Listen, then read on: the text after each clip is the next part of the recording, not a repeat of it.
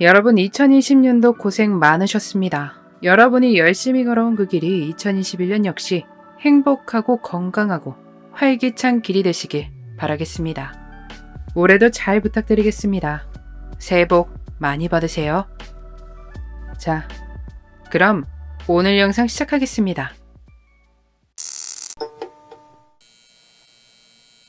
1964년에 태어난 더글러스 리로이 베일리는 11명의 형제가 있었습니다.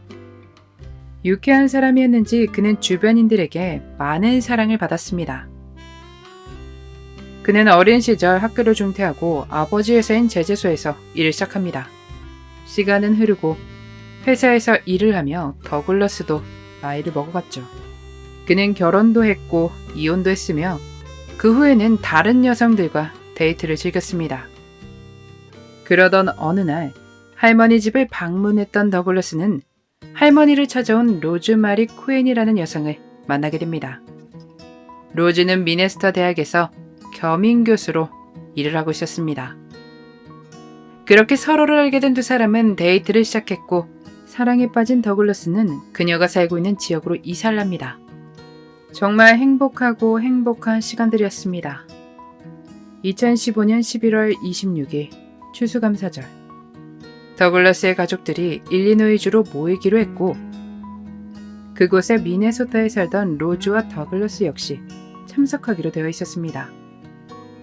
먼저 온 가족들은 서로 안부 인사를 나누며 대화를 나누었고 로즈와 더글러스를 기다렸습니다.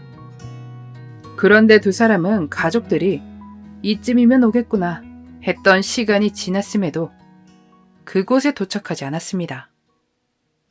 더글러스의 가족은 한참 전에 그가 어디쯤인지 확인하기 위해 전화를 했을 때만 해도 트럭 정류장이라는 이야기를 들었는데 그곳은 가족들이 모여있는 집에서 2시간 거리에 있었습니다. 이미 도착하고도 남았어야 했는데 오지 않고 있는 것이었죠. 시간은 흘러 오후 6시가 되었고 가족들은 점점 이상함을 감지했습니다. 다른 가족이 로즈에게 전화를 걸었는데 더그와 말다툼을 했어. 그런데 차에서 나가 걸어가 버렸어. 라는 말을 합니다. 그녀의 말에 뭔가 잘못됐다라고 느낀 가족들은 경찰에 신고 전화를 하지만 실종 신고는 48시간이 지나야 가능했습니다. 가족들은 그렇게 사라져버린 더글러스를 찾기 위해 경찰보다 먼저 움직였습니다. 전단지를 만들고 휴게소와 트럭 정류장, 주유소를 돌아다니며 그것을 부착한 뒤 소식을 기다렸습니다. 더글러스의 실종 신고가 접수되었고 경찰들의 수사가 진행됩니다. 그들은 먼저 로즈 코엔이에게 연락을 해 당시 상황에 대해 질문을 했지만 더글러스의 가족들에게 했던 말과 다를 것이 없었습니다. 말다툼을 했고 그가 차에서 내려 걸어갔다 라고 말이죠. 그러며 자신은 차를 출발시켰다가 다시 돌아와 그를 데려가려 했지만 더글러스를 찾을 수 없었다고 말했습니다. 조사로 보건대 이 말싸움의 원인이 더글러스의 바람 때문인 것으로 보였습니다. 그의 가족 중 한 명에 따르면 더글러스가 브렌다 휴즈라는 여성을 만나고 있다는 이야기를 했었거든요. 여기서 놀라운 점은 바람에 대해 가족들이 알고 있었다는 점이 아닐까 싶습니다. 로즈 역시 그와 싸움의 원인이 그 브렌다라는 여자와 만나기 위해 자신을 떠나려 했고 그 때문에 싸움이 났다고 설명했습니다. 경찰은 그녀에게 일리노이로 와서 수사에 협조를 해달라 요청하지만 로즈는 거절을 합니다.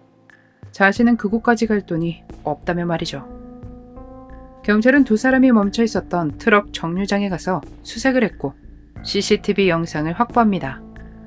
그런데 로즈는 분명 그 트럭 정류소에 더글러스가 기름을 넣기 위해 멈췄다 라고 했었는데 영상 안에는 로즈 한 명밖에 없었습니다. 그녀가 타고 있는 픽업 트럭에는 2개의 큰 상자가 있었죠. 경찰은 그 상자들을 보며 직감했습니다. 저기에 더글러스가 있다 라고 말입니다. 경찰은 수색영장을 발부받은 뒤 두 사람이 같이 살고 있는 곳에 찾아갔습니다. 경찰은 로즈, 더글라스를 찾길 바라나요? 라는 질문을 하는데 로즈는 아니요. 저는 형사님이 그를 찾지 않길 바래요. 라는 대답을 했습니다. 거기서 경찰은 감을 잡죠. 아, 이 실종에 로즈가 관련이 있구나 라고요. 경찰은 그녀를 경찰서로 데려가 신문을 시작했습니다. 11월 22일 밤 더글러스가 로즈에게 관계를 갖도록 무섭게 요구했고 자신은 그를 피해 위층으로 달려가 옷장에 숨었는데 이때 그가 너네 가족들을 가만두지 않겠다는 말을 꺼냈다고 합니다.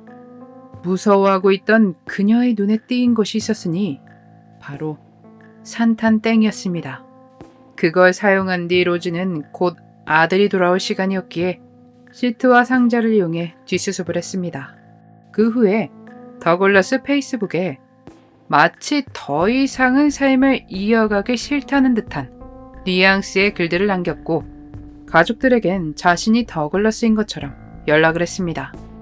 그로부터 4일 후 로즈는 친구 클라렌스 X에게 상자의 처리를 부탁합니다. 클라렌스에겐 상자의 내용물에 대해선 일체 이야기하지 않았다고 덧붙였죠. 그녀는 이 고백 후 1급으로 기소가 됩니다.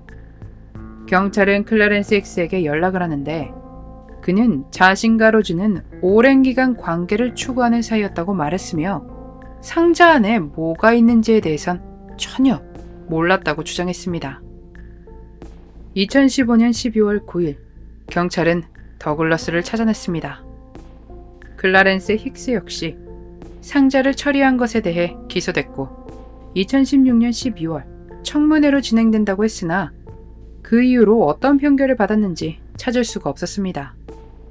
2016년 8월 로즈는 더글러스 혐의로 재판을 받는데 자신은 정당방위였을 뿐이라 주장했습니다. 더글러스가 지속적으로 자신을 아프게 했기 때문이라며 말이죠. 하지만 더글러스의 가족들은 그는 전혀 그런 사람이 아니고 로즈가 거짓말을 하고 있다 말했습니다. 범인은 로즈임에도 어이없는 일이 일어납니다. 로즈의 그 주장이 먹혔는지 어쩐지 그녀는 더글러스를 숨긴 혐의로 유죄를 받지만 그를 쓱싹했다는 거에 대해선 무죄를 받습니다. 로즈는 징역 1년의 형을 살고 집행유예 10년을 선고받게 됩니다. 유일한 증언은 로즈의 말뿐이었죠. 그녀의 말처럼 더글러스가 쉽게 손을 올리는 사람이었을 수도 있고 아닐 수도 있습니다. 당연히 가족들은 더글러스가 절대로 그럴 리가 없다고 했습니다. 그는 자신들의 즐거움이자 빛이라고 말했죠. 똑같이 바람을 펴놓고 어느 부분에서 그렇게 화가 났던 것일까요? 떠난 사람은 말이었기에 더 이상 진실은 알 수가 없습니다. 대체 그날의 진실은 무엇일까요? 어떤 것이 진실인지 알 수 없었던 그날의 미스터리, 로즈 코에니 사건이었습니다. 흥미로운 시청 감사드리며 오늘 영상 마치겠습니다. 새해 복 많이 받으세요.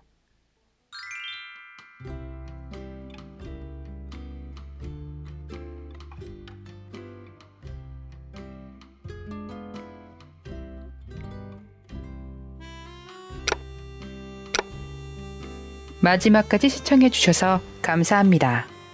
좋아요와 구독은 저에게 큰 힘을 줍니다. 오늘 하루도 수고하셨습니다. 좋은 밤 보내세요.